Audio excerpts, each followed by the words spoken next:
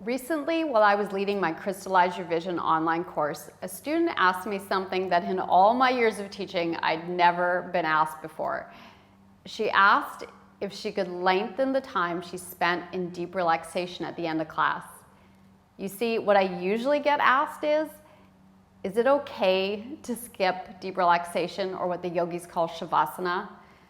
Well, it's not okay to skip Shavasana, and I want to explain why. But first, I have to admit that I was guilty of skipping Shavasana too, probably for about the first year of my practice, because my class schedule and my work schedule just weren't lining up. But over time, I realized that I was cheating myself from some of the greatest benefits of yoga by skipping Shavasana. In fact, Shavasana is considered the most important pose to practice.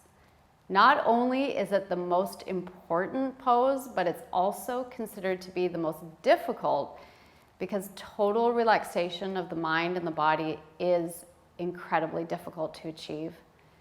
Most people have completely forgotten how to relax.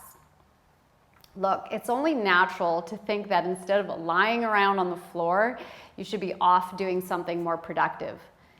But even success coach Robin Sharma will tell you that elite performance without time for recovery depletes you of the very personal assets that can make you great. So, can you learn to trust that by slowing down, you'll accomplish more? Shavasana has a long list of tangible health benefits. It decreases your heart rate, lowers your blood pressure, increases your energy level, improves your concentration, and it even helps you manage anxiety.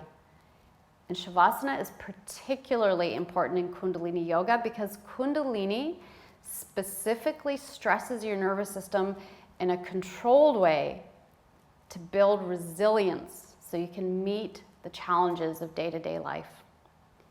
Do you remember those arm exercises I've shared with you before? You know, the ones where I ask you to hold your arms up for what feels like forever.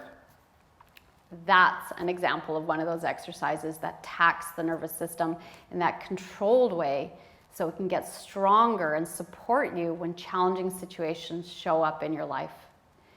So after doing this work, you want to be sure you spend some time in relaxation, because that's when the nervous system integrates the changes you've created on a cellular level.